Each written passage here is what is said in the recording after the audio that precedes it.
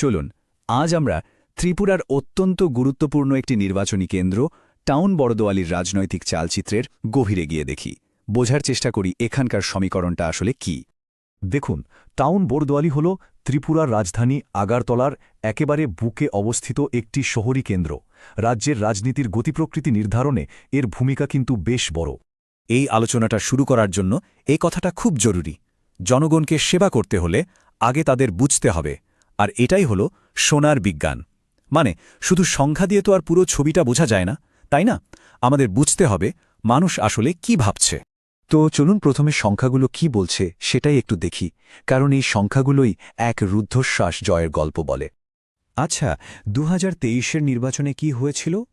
মোট ভোটার ছিলেন ৪৭,১৬২ জন, আর তাদের মধ্যে প্রায় ৮৩.৬৫% মানুষ ভোট দিয়েছিলেন। এর মধ্যে বিজেপি পেয়েছে ১৯,৫৮৬টি ভোট, আর কংগ্রেস পেয়েছে ১৮,৩২৯টি। আর এখানেই আসল চমকটা, জয়ের ব্যবধান ছিল মাত্র ১,২৫৭ ভোট।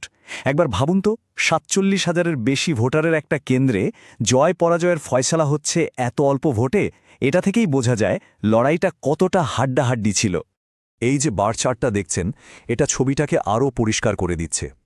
একদিকে বিজেপি প্রায় ৫০% ছুঁই ৪৯.৭৭%, আর অন্যদিকে কংগ্রেসও খুব পিছিয়ে নেই ৪৬.৫৮%। মানে ফারাকটা মাত্র ৩.১৯%। প্রত্যেকটা ভোট যে কতটা মূল্যবান ছিল তা এখান থেকেই স্পষ্ট। কিন্তু প্রশ্ন হল, এই কেন্দ্রটা কি সবসময়ই এমন ছিল? না। চলুন একটু ইতিহাসে ফিরে যাই আর দেখি কিভাবে একটা দলের শক্ত ঘাঁটি এক রুদ্ধশ্বাস যুদ্ধক্ষেত্রে পরিণত হল। এই টাইমলাইনটা দেখুন, পুরো রাজনৈতিক পালাবদলের গল্পটা চোখের সামনে ভেসে উঠবে। ৯৩-তে ছিল এআইএফবি, তারপর লম্বা সময় মানে ২০০৮ আর ১৩ কংগ্রেসের দখলে। কিন্তু আসল মোড়টা এলো ২০১৮-তে। বিজেপি প্রথমবার জিতল এবং বেশ বড় ব্যবধানেই জিতল, আর ২০২৩-এও তারা সেই জয়টা ধরে রাখল। এর মানেটা খুব পরিষ্কার, তাই না? বাম আর কংগ্রেসের ভোটটা ধীরে ধীরে বিজেপির দিকে সরে গেছে। তাহলে বুঝতেই পারছেন, টাউন বড়দোয়ালির গল্পটা আসলে একটা বিরাট রাজনৈতিক পরিবর্তনের গল্প।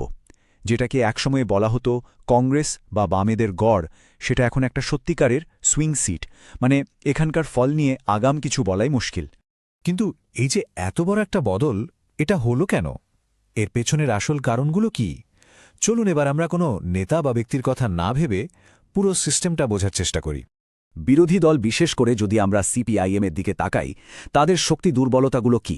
দেখুন, তাদের একটা আদর্শগত ঐতিহ্য আছে, একটা ধর্মনিরপেক্ষ ইমেজ আছে। এগুলো অবশ্যই তাদের শক্তি।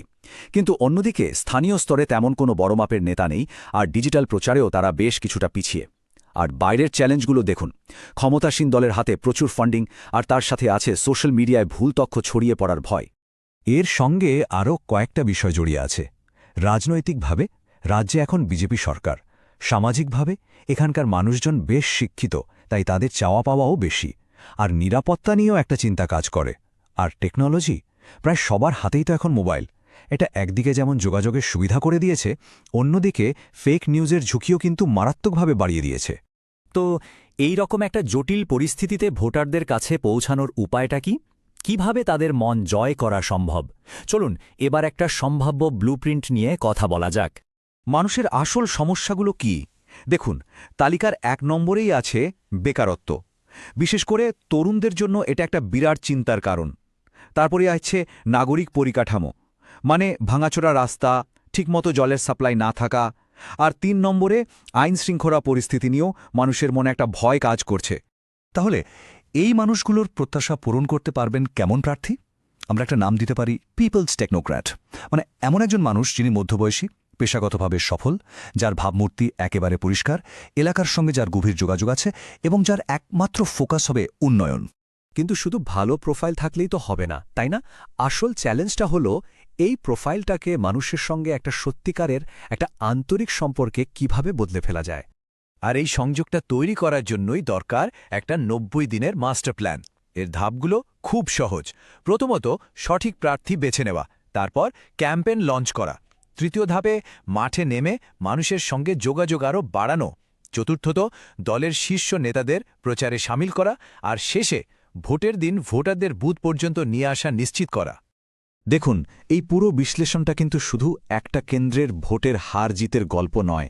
এর থেকে আমরা নেতৃত্বের দায়িত্ব নিয়েও কিছু জরুরি শিক্ষা পাই, কারণ আসল কাজটা তো ভোটের পরেই শুরু হয়। আসলে সত্যিকারের রাজনৈতিক শক্তি শুধু ভোটে জেতা নয়, আসল শক্তি হল মানুষের বিশ্বাস অর্জন করা, যাতে ঠিকভাবে শাসন করা যায়। জয় তো একটা দরজা খুলে দেয় মাত্র, কিন্তু সেই ঘরে থাকার যোগ্যতা অর্জন করতে হয় বিশ্বাস দিয়ে। শেষ করার আগে চলুন সবাই একটা প্রশ্ন নিয়ে ভাবি, রাজনৈতিক ক্ষমতার আসল উদ্দেশ্যটা কি? যদি তা প্রত্যেকটা সাধারণ নাগরিকের জীবনকে বোঝা আর তাকে আরও একটু ভালো রাখার জন্য ব্যবহার না হয়, তাহলে এর সার্থকতা কোথায়?